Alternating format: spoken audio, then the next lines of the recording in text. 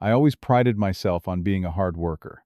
As a construction foreman, I put everything into my career, but I still made time for what really mattered: my relationship with Mia. After 2 years together, I thought she was the one. Then one afternoon, I came home early after our job site closed due to bad weather.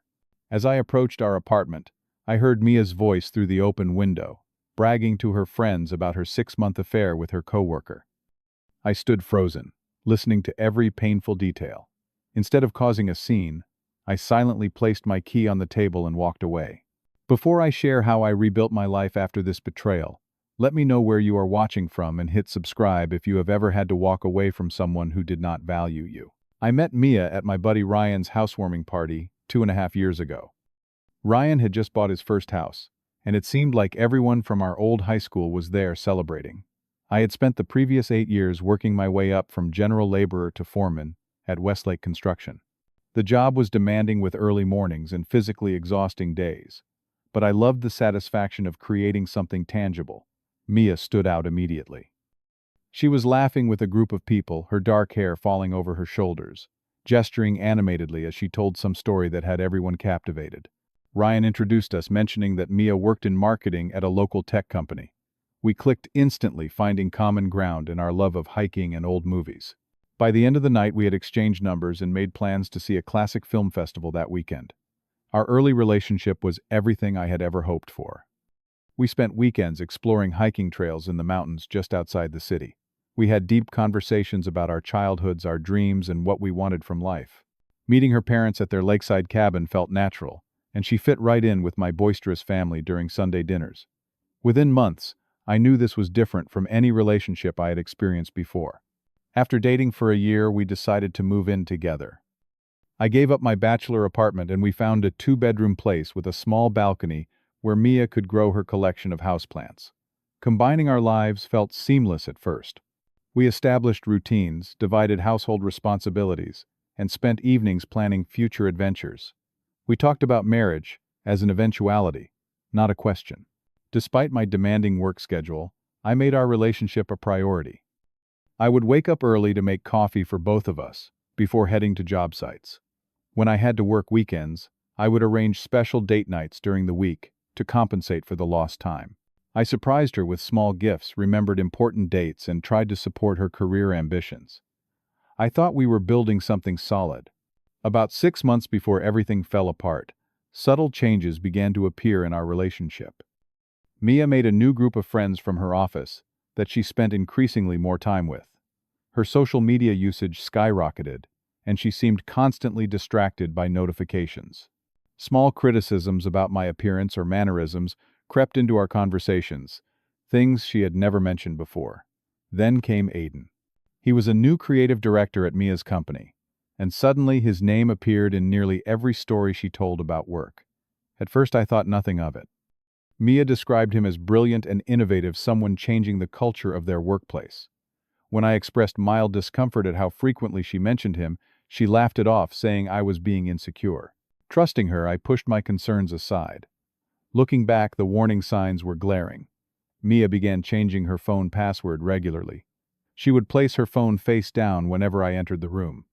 Calls were taken in another room or on our balcony, her voice dropping to a whisper. Work events mysteriously extended late into the night. Weekend workshops appeared on her calendar with increasing frequency. My friend Marcus tried to warn me. "Something seems off with Mia," he said during a poker night. "Tanya saw her at Riverside Cafe with some guy last week. They looked pretty cozy." I defended her immediately, explaining it must have been a work meeting. I even felt angry at Marcus for implying anything improper. Other friends made similar comments, which I dismissed as misunderstandings or jealousy. Despite the subtle changes in our relationship, we continued making financial commitments together. We opened a joint bank account for household expenses.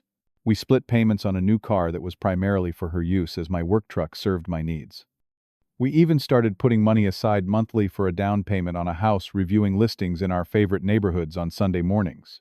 The day everything changed started normally. I arrived at the construction site at 6 in the morning, expecting a full day of supervising the electrical installation in a new office building. Around 11, we discovered a major safety issue with the wiring that required specialized parts. Our project manager shut down the site for the remainder of the day while the problem was addressed. With an unexpected free afternoon, I decided to surprise Mia with lunch. I stopped by Riverfront Deli, her favorite cafe, and picked up her usual order: a turkey avocado sandwich, sweet potato chips, and a lavender lemonade. I texted to ask if she wanted to meet for lunch, but received no response. Assuming she was in a meeting, I decided to drop off the food at our apartment anyway, thinking she might be working from home, as she sometimes did on Thursdays. When I pulled into our apartment complex, I noticed two unfamiliar cars in our visitors' parking area. As I approached our unit, I heard female voices and laughter coming from inside. I figured Mia must have friends over, perhaps also working remotely. I used my key quietly, planning to simply drop off the food as a nice surprise if she was busy with company. The moment I stepped into our apartment, I knew something was wrong. The air felt different somehow, charged with an emotion I could not immediately identify. The voices came from our living room, just around the corner from the entryway. I heard ice clinking in glasses and the unmistakable sound of Mia's laugh, the one she used when she was slightly tipsy and feeling uninhibited. "So how long has this thing with Aiden been going on?" asked a voice I recognized as Kelly, one of Mia's newer friends from work. I froze in the entryway, takeout bags still in hand. I should have made my presence known immediately, but something kept me rooted to the spot. 6 months next week, Mia replied casually, as though discussing a new haircut rather than infidelity. Poor Shelby thinks I am working late when I am actually with Aiden. The world seemed to tilt beneath my feet. 6 months. Half a year of lies. I stood paralyzed, unable to step forward or retreat. "Are you serious?" Another voice. Jen, I thought, sounded genuinely shocked. "Mia, Shelby is such a good guy. How can you do this to him? You would not understand unless you met." Aiden, Mia responded, an edge of defensiveness in her voice. "There is this chemistry between us that I never had with Shelby. It is intoxicating. But you and Shelby live together," Kelly pointed out. "Are not you afraid he will find out?" Mia's laugh sent daggers through my chest. "Shelby is so oblivious. He works such long hours he barely notices anything. Last month I told him I was at a marketing retreat when Aiden and I spent the weekend at Lake Geneva. We even used Shelby's car to drive there." My hands began to shake, the paper bag crinkling slightly. I held my breath, terrified of being discovered before I could hear the full truth. "We have used this apartment too," Mia continued, her voice dropping to a conspiratorial tone. "A few times when Shelby was working weekend shifts. Aiden loves the risk of it." "That is messed up," Jen said firmly. "Seriously. Why not just break up with Shelby? If you are so into Aiden." There was a pause, and I could almost picture Mia's casual shrug, a gesture I once found endearing. "Honestly, Shelby is reliable, but boring.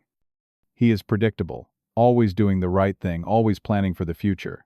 Aiden is exciting, spontaneous.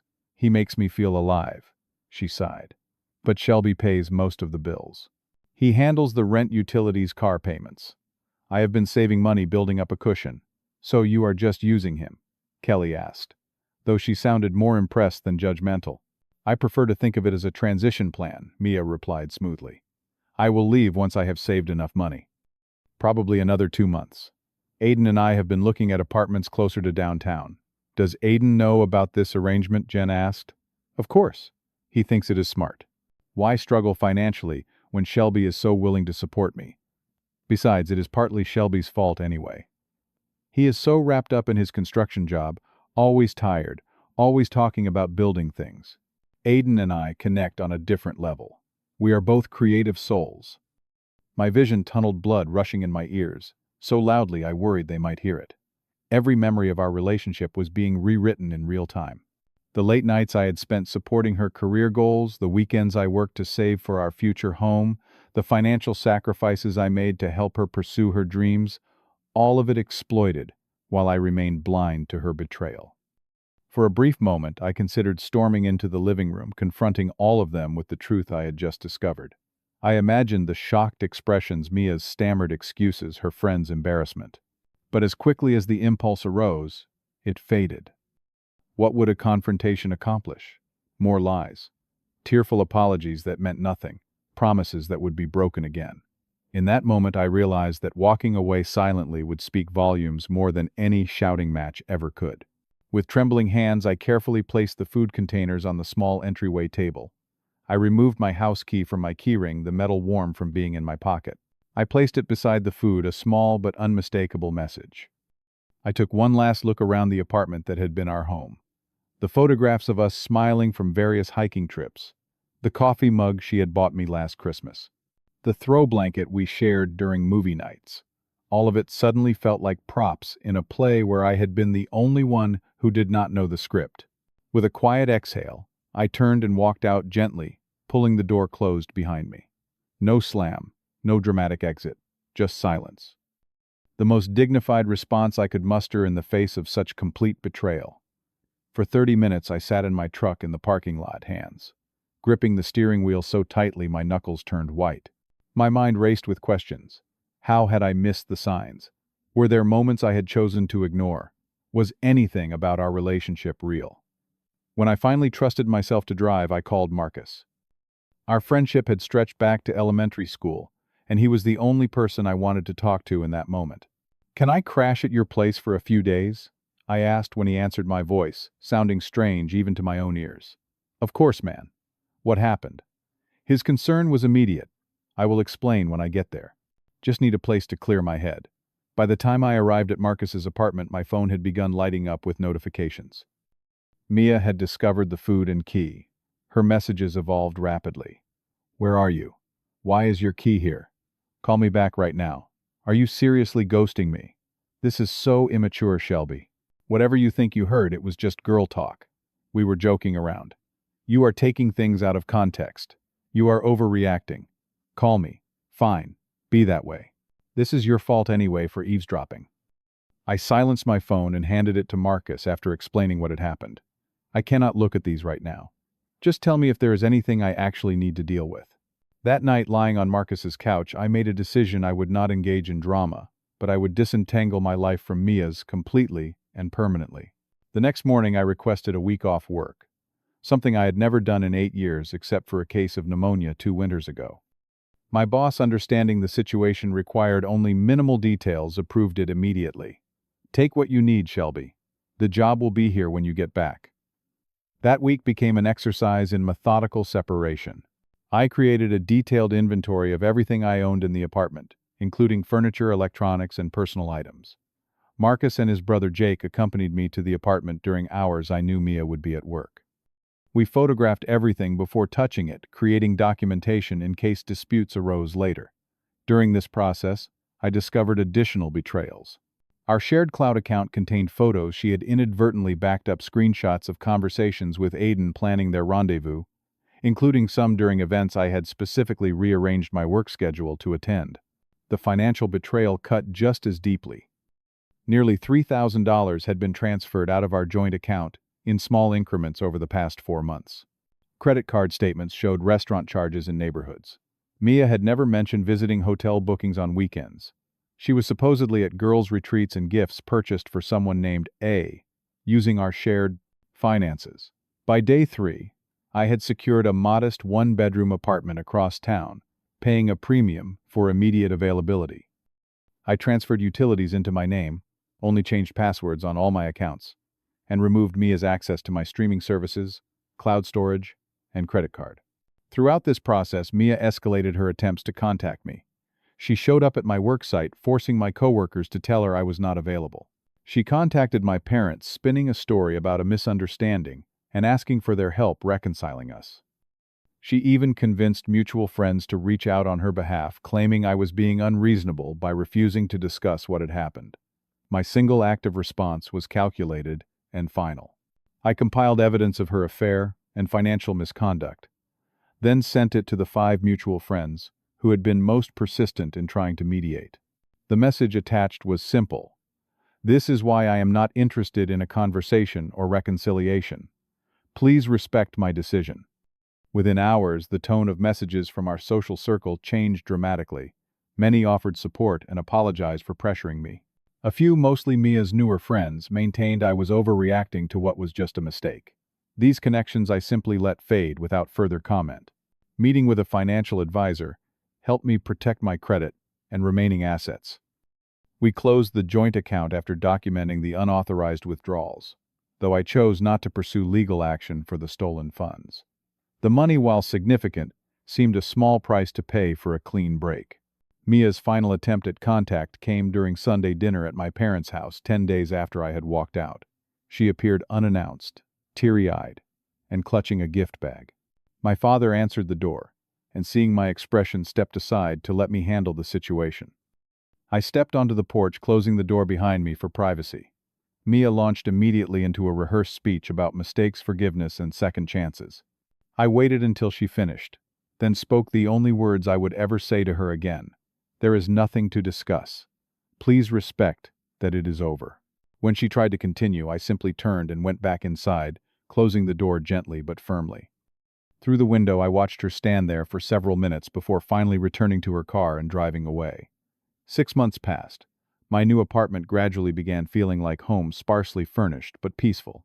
I had painted the walls myself, a skill learned through years in construction, choosing colors that felt nothing like those in the space I had shared with Mia. Plants that required minimal maintenance added life to the rooms. A rescue dog named Bruno, a mix of unknown breeds with one floppy ear, provided companionship and a reason to establish new routines. The emotional recovery proved more challenging than the logistical separation. Nightmares woke me frequently in those first months. I would jolt awake hearing Mia's casual voice describing her betrayal, the sounds as vivid as if I were still standing in that entryway. On my friend Marcus's recommendation, I began seeing a therapist who specialized in betrayal trauma. Dr. Winters helped me understand that Mia's behavior reflected her character, not my worth. Infidelity is about the choices of the unfaithful partner, she explained during one session. Your only responsibility now is to heal. Through therapy, I discovered patterns in my own behavior that had made me vulnerable. My tendency to see the best in people sometimes blinded me to reality. My work ethic, while admirable in professional contexts, had led me to apply the same fix-it mentality to relationship problems that required two committed people to solve. Beyond professional help, I reconnected with old friends who had drifted to the periphery during my relationship with Mia. My high school buddy Terrence and I resumed our tradition of monthly fishing trips. My cousin David invited me to join his local softball league, introducing me to an entirely new social circle, unconnected to my previous life. I developed new interests that had always intrigued me, but had never pursued. Rock climbing became a weekend passion. The focus required leaving no mental space for dwelling on the past. I volunteered with a local building project for veterans, using my construction skills to help create accessible homes for those who had served our country. Books about relationships, attachment styles, and emotional intelligence filled my nightstand. I learned about concepts like gaslighting and financial abuse, recognizing patterns that had been present but unnamed in my relationship with Mia. 3 months into my new life, I heard through mutual friends that Aiden had ended things with Mia once the excitement of secrecy was gone. Apparently, the creative soul connection had not been strong enough to sustain a relationship built on deception. This news brought no satisfaction, only a sense of sad inevitability. Predictably, Mia attempted to re-establish contact after her relationship with Aiden collapsed. A handwritten letter arrived at my parents' house filled with apologies and claims of having made the biggest mistake of my life. An email found its way to my work account, detailing her therapy journey and newfound self-awareness. Flowers appeared at my apartment door, on what would have been our anniversary. Each attempt met with the same response: silence. Not out of spite or anger, but from the clear understanding that some bridges once burned should not be rebuilt. At work, I channeled my energy into professional advancement. The project manager position I had quietly aspired to for years opened up, and my application, backed by consistent performance and newly developed leadership skills, was successful. The promotion brought new challenges that engaged my mind fully, leaving less space for rumination about the past. 8 months after walking away from Mia, I met Elise. She was an architect assigned to a new commercial project my team was constructing. Our first interactions were purely professional, discussing blueprint adjustments and material specifications. Gradually, conversations extended beyond work requirements, revealing shared interests in national parks, documentary films, and trying unusual international cuisines.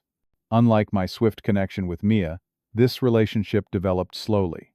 Coffee meetings to discuss project details evolved into lunch breaks spent talking about books we had both read. Months passed before I asked her to dinner at a new Ethiopian restaurant that had opened downtown, explicitly calling it a date rather than a work meeting. The contrast between my relationship with Mia and this new connection became increasingly apparent. Where Mia had demanded attention, Elise offered space. Where Mia had kept secrets, Elise practiced transparency.